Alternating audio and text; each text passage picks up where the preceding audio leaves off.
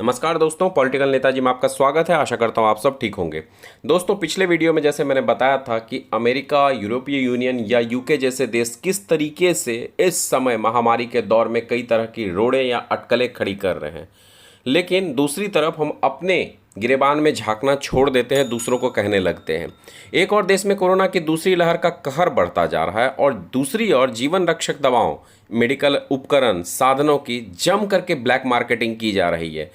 मानवीय संवेदनाएं बहुत दूर की बात हो चुकी है। हाँ, ये बात अलग है कि कई लोग आगे बढ़ कर के मदद करने के लिए भी आ रहे हैं, लेकिन ब्लैक मार्केटिंग की हद इतनी हो चुकी है कि ऑक्सीजन सिलेंडर नहीं मिल रहे हैं, और ऑक्सीजन सिलेंडर हैं जबकि ये कालाबाजारी हो रही है। और 50 से 60 हज़ार रुपये तक ब्लैक मार्केटिंग में ऑक्सीजन सिलेंडर मिल रहे हैं। जयपुर में ही पुलिस द्वारा जमाखोरों द्वारा ऑक्सीजन सिलेंडर जब्त करने और फिर सरकार से अनुमति लेकर इन सिलेंडरों को ज़रूरतमंद तक पहुंचाने के कई न्यूज़ आ चुके हैं।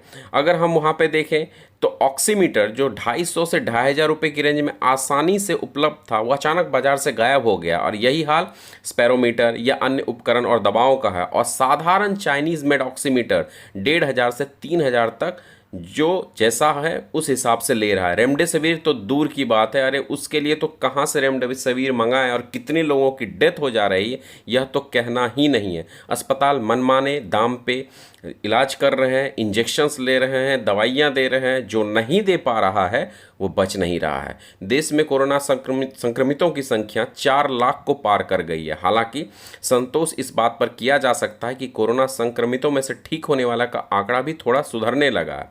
इस समय सारा देश सन्नाटे में है और कोरोना संक्रमितों के मामलों में बढ़ोतरी और मृत्यु दर में बढ़ोतरी चिंता का कारण बनती जा रही है। सरकारी तो सरकारी, अब तो हालात यह हो गए कि प्राइवेट अस्पताल में भी जगह नहीं रह रही है। लेकिन इसके बावजूद ऑक्सीजन की कमी, दवाओं की ब्लैक मार्केटिंग आम होती जा रही है। यह तो कुछ उदाहरण है जो मैंने दिए है। सरकार अपने स्तर पर छापे मारकर कालाबाजारी और जमाखोरी करने वालों को पकड़ भी रही है, लेकिन यह एक लिमिट तक ही संभव है।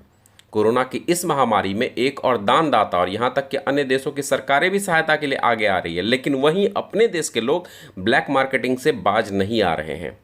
मेरा तो यहाँ तक कहना है कि भाई साहब, फेसबुक पे बड़े बड़े कोट शेयर करने से और व्हाट्सएप पे बड़े बड़े स्टेटस लगाने से आपके पाप धुल नहीं जाएंगे, कहीं ना कहीं से बाहर तो आने ही हैं।